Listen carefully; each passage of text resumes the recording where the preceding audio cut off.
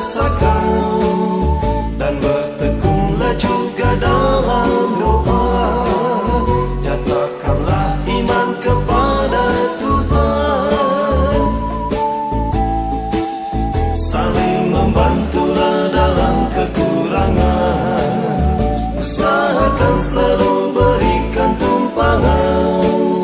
Berkati orang yang susahkan kita. Balas yang jahat dengan kebaikan.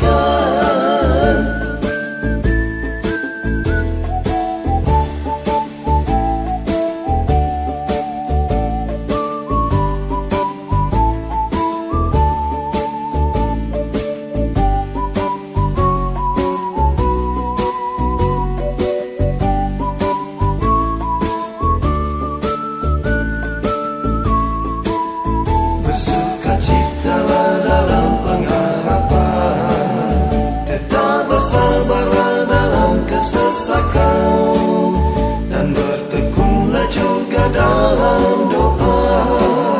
Nyatakanlah iman kepada Tuhan. Saling membantulah dalam kekurangan. Usahakan selalu berikan tumpangan.